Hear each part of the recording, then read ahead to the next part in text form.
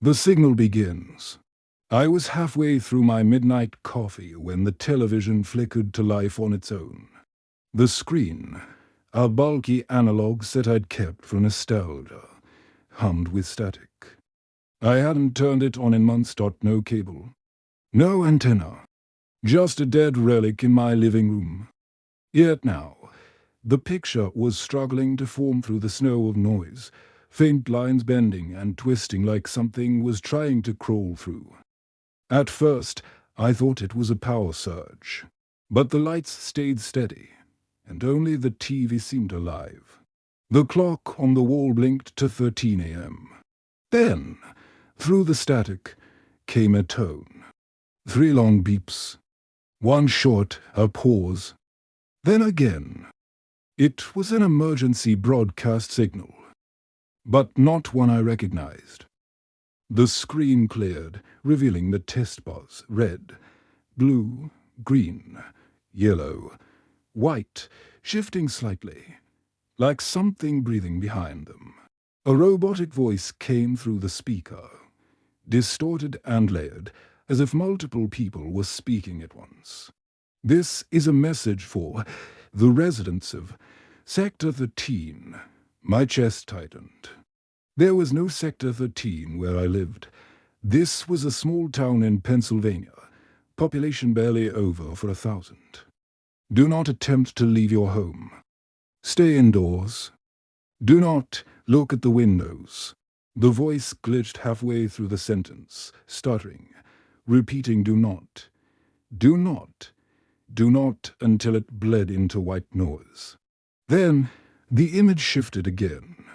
The color bars dissolved into a flickering scene, a camera panning slowly down a deserted street. The lighting was wrong, washed out and overly bright, as if filmed in the middle of a thunderstorm. The street looked familiar. It was my street. The camera turned toward a specific house. My house. For a second, I thought maybe this was some local broadcast hack, a prank.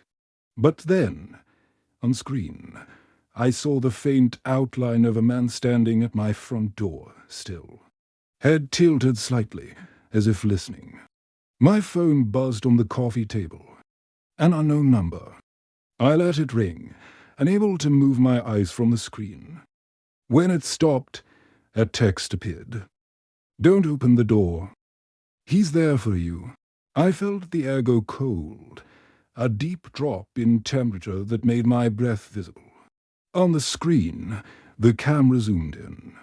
The man's head turned, not toward the lens, but toward me. His eyes were black holes. His mouth was wide open, yet no sound came out.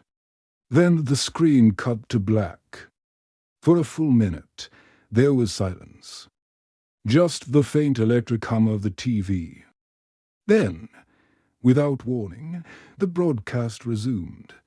But this time, there was no voice. Only words, flashing in red text across the screen. He's inside the house. I dropped my coffee mug. The sound shattered through the quiet. I turned toward the hallway, the shadows stretching longer than they should. Every nerve in my body screamed to run, but I couldn't move. A creak came from the kitchen, slow, deliberate. I grabbed the nearest thing, a heavy wrench from the tools I'd been using earlier, and took a step forward. My heart pounded so loud it felt like it would burst. The TV behind me let out another tone, short, high-pitched, almost like laughter disguised as a signal. Then the voice returned, low and distorted beyond human. Don't look behind you. I froze. And then I heard breathing, inches from my ear. The hidden transmission. I didn't turn round. I couldn't. The breathing was shallow, deliberate, the kind that filled the silence between heartbeats. I stared at the reflection in the black TV screen, hoping, praying to see nothing.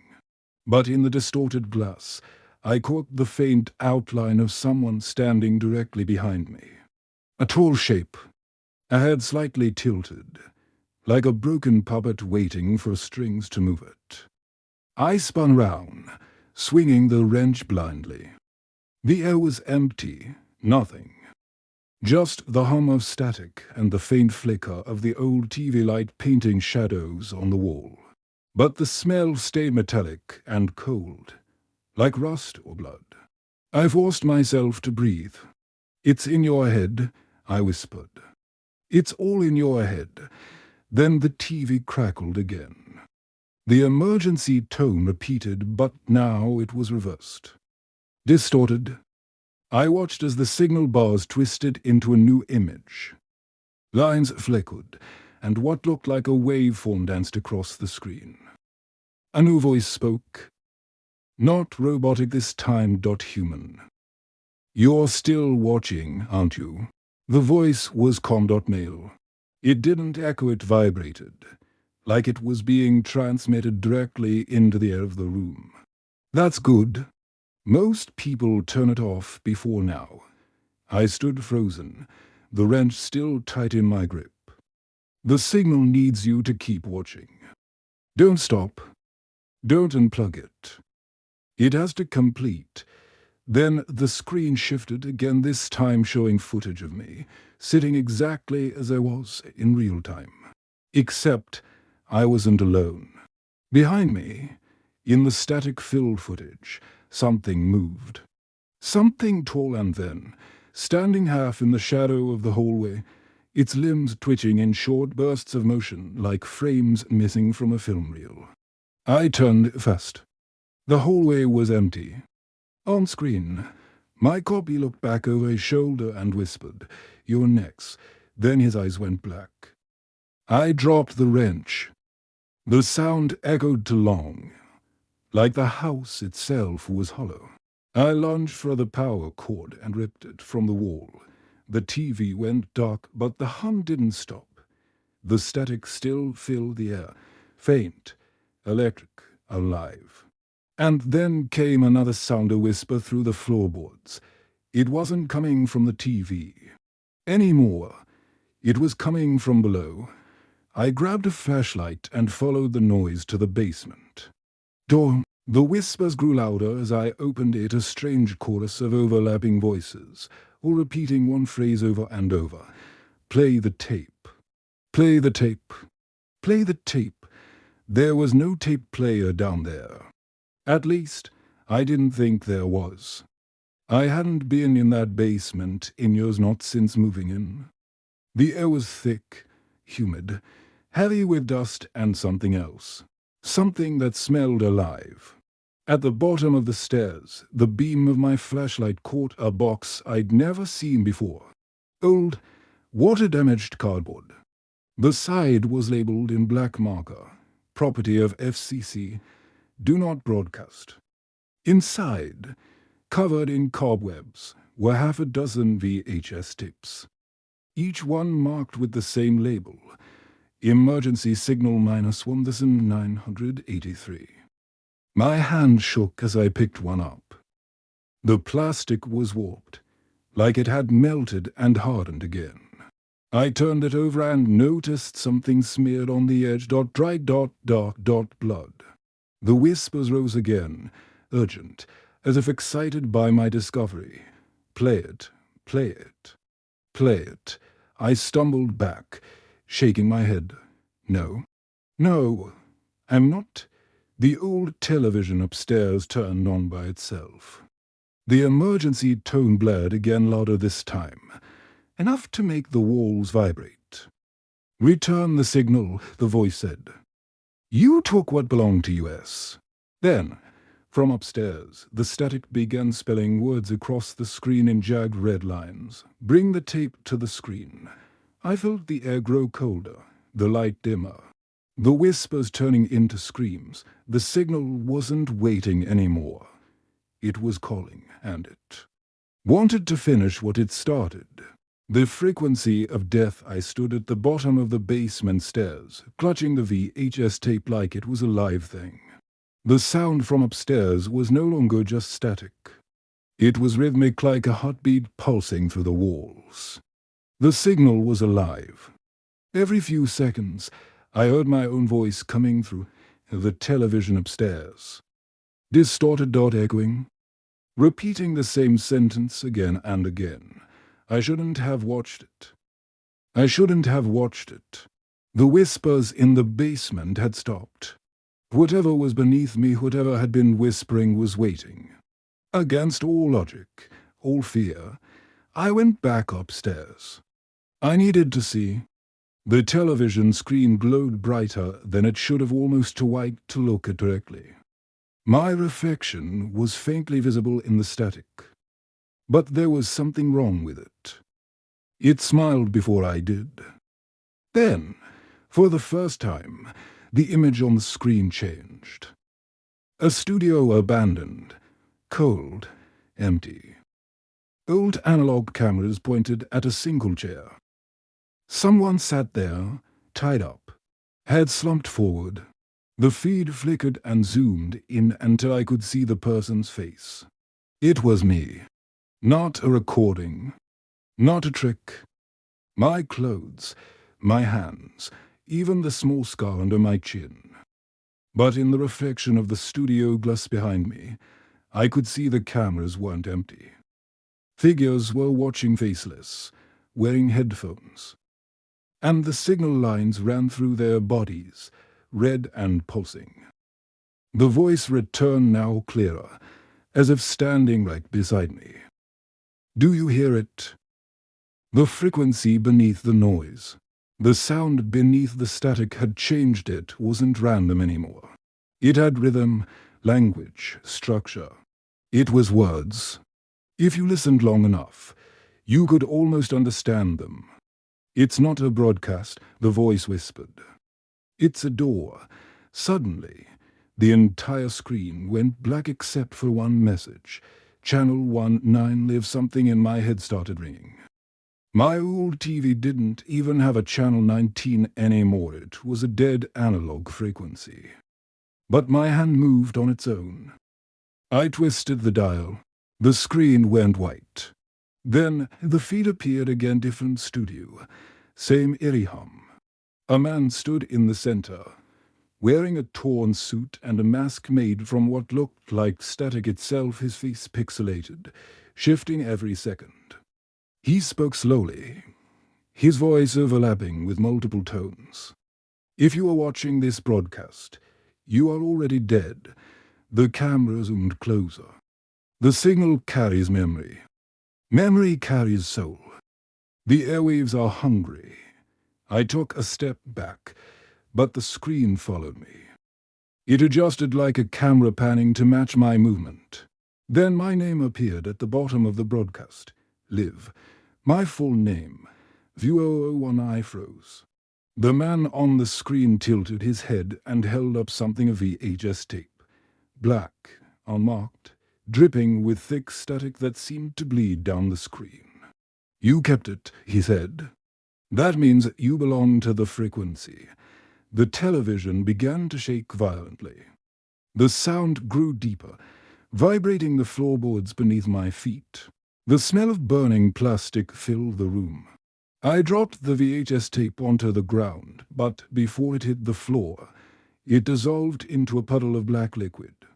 The voice from the broadcast echoed in every wall, through every wire in the house. It's not the tape that's cursed. It's you. You've been recorded since the first tone. I covered my ears, but the voice didn't stop. The lights flickered. My reflection in the TV was still smiling, still staring back. Then it leaned forward from inside the screen. The glass began to bend outward like something was pressing from the other side. My reflection's hand reached through, pale and flickering, grabbing my wrist with ice-cold fingers. It whispered, perfectly in my own voice, "You can't stop the signal." The room exploded in white light. The screen shattered. When the light cleared, I was standing in a studio. The same one I'd seen on screen. The cameras were pointed at me. The monitors round the room showed my face. Live. And somewhere in the static, the broadcast continued. Viewer 01 connected. Transmission stable. The loop begins the static swallowed sound itself. No air. No hum. No world outside the signal. When I blinked, I wasn't home anymore. I was inside the transmission. The studio lights buzzed like hornets trapped behind glass, their flickering glow painting my skin a sickly blue. Round me were cameras, ancient CRT monitors stacked high, flickering with grainy black and white feeds. Every screen showed me from a different angle, my movements slightly delayed, as if time itself lagged behind my body. On one monitor, I stood still. On another, I twitched like a puppet. On a third, I was smiling. I turned in circles, looking for an exit, but the room kept folding into itself, corners connecting where they shouldn't. The walls pulsed like veins, each throb sensing with the low hum of a frequency that I could feel more than hear. Then, from one of the monitors, a voice spoke, calm, measured, too close.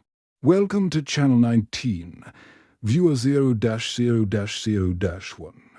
Do not be afraid. The broadcast has accepted you. Where am I? I choked out.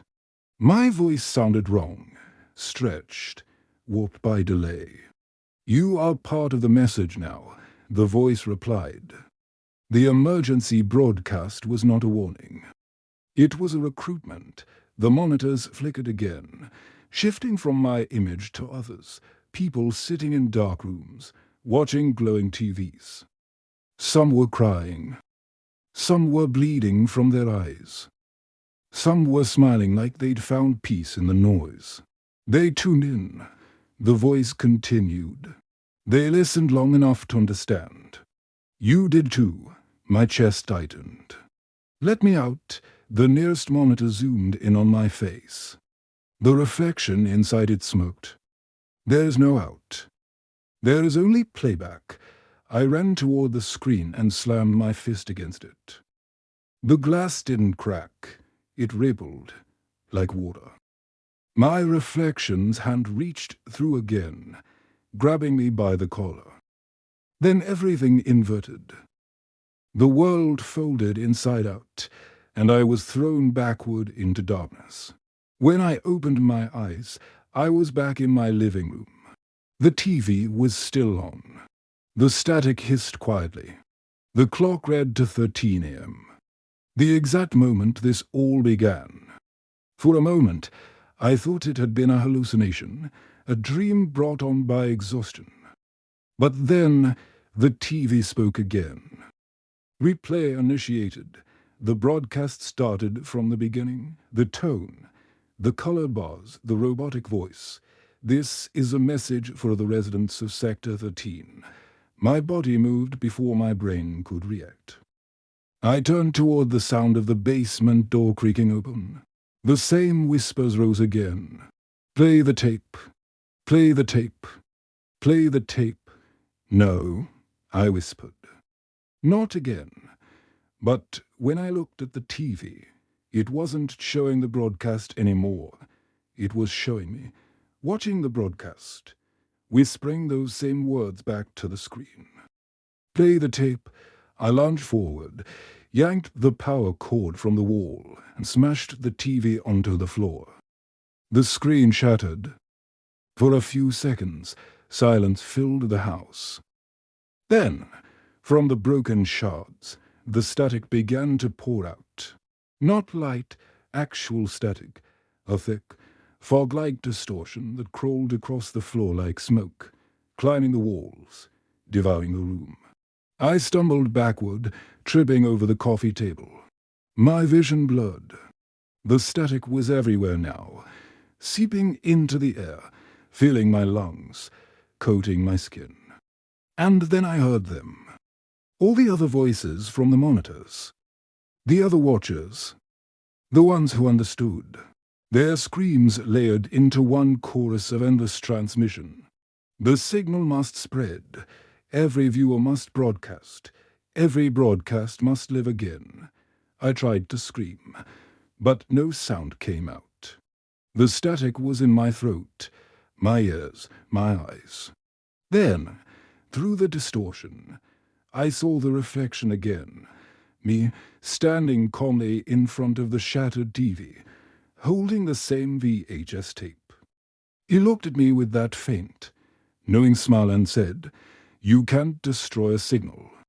You can only pass it on." The tape in his hand began to glow. The room pulsed once, and then went dark. When my sight returned, I was looking through a camera lens. The date in the corner of the feed read, "Live, Channel 19. The caption beneath my image, "Viewer to connected." Somewhere, far away, another old TV flickered to life in the dark. And someone new was watching. The last transmission, the static never ends. It just hummed low, steady, patient. When I came to, I wasn't sure how long I'd been gone. There was no sense of time here. Only the constant buzz, the flicker of dead air, and electricity crawling through my skin. My body felt run-heavy, delayed, like the signal was still buffering through me. The camera light was on. I could feel it watching. Round me, the studio was no longer decayed, it was alive, reborn. The walls now pulsed with dull red veins of light. Cables slithered across the floor like roots, connecting into the cameras. Feeding them, each one hummed softly, as though breathing. I turned slowly, and on the main monitor, I saw myself. Sitting exactly as I was now, only this version of me didn't move, didn't blink. He stared into the lens, frozen in a perfect smile. Then a voice broke through the static comm, rhythmic and disturbingly human. "Viewer 0002, transmission initialized." It was the same voice from before, but now, it wasn't coming from the speakers. It was inside my head. "The broadcast needs balance," it said. "Each viewer becomes the signal. Each signal seeks the next viewer." My throat tightened. "What do you want from me?" The monitors flickered, showing flashes of faces, hundreds of them, distorted by static. Men, women, children, all staring, all whispering in perfect unison. "Keep watching." Then the screen changed. I saw living rooms, bedrooms, basements, thousands of televisions turning on by themselves in the dark. The same tone, the same flicker, the same message. "This is an emergency broadcast for the residents of Sector 13, the phrase repeated. Over and over, echoing across the world, seeping through every speaker. Every old CRT set left plugged into a wall. And at the center of every feed, I saw myself. Broadcasting. The realization hit me like ice in my chest. I wasn't trapped inside the signal. I was the signal. The moment I touched that first broadcast, the frequency had copied me, uploaded my image, my voice, my fear, and turned it into a message. "You wanted to see what was behind the static," the voice said softly. "Now you're what's on the other side." I stumbled backward, screaming at the monitors, "Stop it. Stop broadcasting." But the room didn't listen. The monitors glowed brighter. I could see the real world through them, people gathered in front of screens, mesmerized. Mouths slightly open, eyes reflecting white noise. Every single one of them was becoming me. Then the main monitor zoomed in, close enough for me to see myself in infinite reflection. My reflection leaned forward and whispered, "It's time for the last transmission." The room darkened. The humming dropped an octave. The floor split open beneath the cameras, revealing a pit of writhing, glowing tape reels like magnetic worms twisting and pulsing. They moved in rhythm with my heartbeat. The voice returned, now whispering directly into my skull. "You can end it, or you can pass it on." I looked down at the VHS tape resting in front of me. The same black, melted plastic, Marked emergency signal -1983. It pulsed faintly with light. As if alive, waiting. I picked it up. My fingers burned where they touched it. The monitors all began to display a single phrase in red text. Record, upload, transmit. My hands shook. I could feel the static begging. Clawing, hungry. If I recorded one more broadcast, I could release it. But release meant someone else would receive it. Someone else would take my place. The camera light blinked. The world outside the monitors flickered. In another house, somewhere far away, an old television burst to life in the dark. This is a message for the residents of Sector 13, and that's when I understood. There was never a Sector 13. It was a number assigned to each new host, each person who tuned in. I was Sector 12.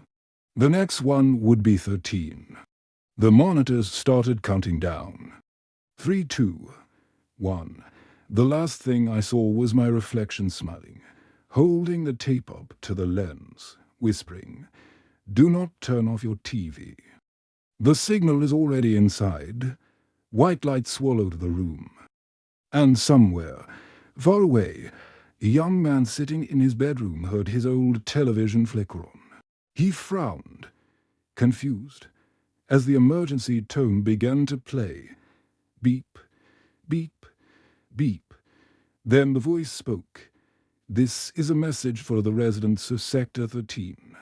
And the loop began again.